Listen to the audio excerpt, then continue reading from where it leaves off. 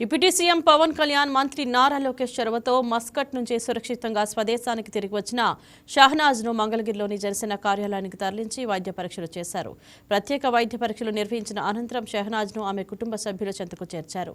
MLC Nagababu, TDP NRI విభాగం, Andhra Pradesh non resident Telugu society సహకారంతో షహనాజ్ను సురక్షితంగా స్వదేశానికి రప్పించగలిగామని మంగళగిరి జనసేన ఇన్ఛార్జ్ చిల్లపల్లి శ్రీనివాసరావు తెలిపారు. డిప్యూటీ సీఎం పవన్ కళ్యాణ్ చొరవతోనే స్వదేశానికి తిరిగి రాగలిగారు షహనాజ్ అన్నారు. ఆయనకు జీవితాంతం రుణపడి ఉంటానన్నారు.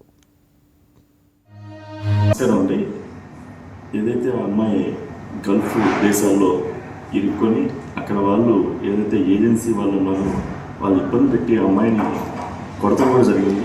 ఆ అమ్మాయిని చాలా తెలివిగా ఒక సెల్ఫీ వీడియో తీసి మా అధ్యక్షుడు రాష్ట్ర డిప్యూటీ సీఎం శ్రీ పవన్ కళ్యాణ్ గారికి చేరే విధంగా పోస్ట్ చేయడం జరిగింది.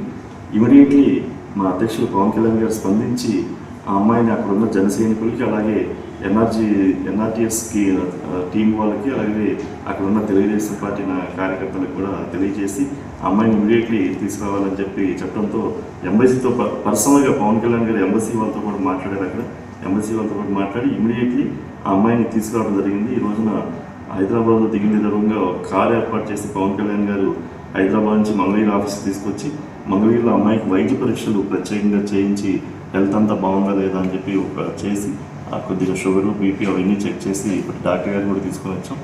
టెస్ట్ చేయడం జరిగింది. అంతా నార్మల్గానే ఉంది, కండిషన్ అంతా బాగుంది. ఇప్పుడు అమ్మాయిని సేఫ్గా మదనపల్లి అన్నపయ్య జిల్లా ఏదైతే ఉందో అక్కడికి పంపించడం జరుగుతూ ఉంది. వారు ప్రత్యేకంగా వారి తరఫున, అలాగే జనసేన పార్టీ ప్రత్యేకంగా పవన్ కళ్యాణ్ గారికి ఎంతో రుణపడి ఉంటారు. దేంటే పవన్ కళ్యాణ్ గారు ఈ రోజున ఒక మనసున్న మహారాజులాగా ఈరోజు అమ్మాయిని, ఒక షహనాజ్ అనే అమ్మాయిని ఈ రోజున ముగ్గురు ఆడపిల్లలు అమ్మాయి చెప్తా ఉంటే మాకే చాలా బాధ వేసింది. 5 రోజులు నిర్బంధించి కూడుగుడ్డ లేకుండా అసలు చాలా ఇబ్బంది పెట్టారు.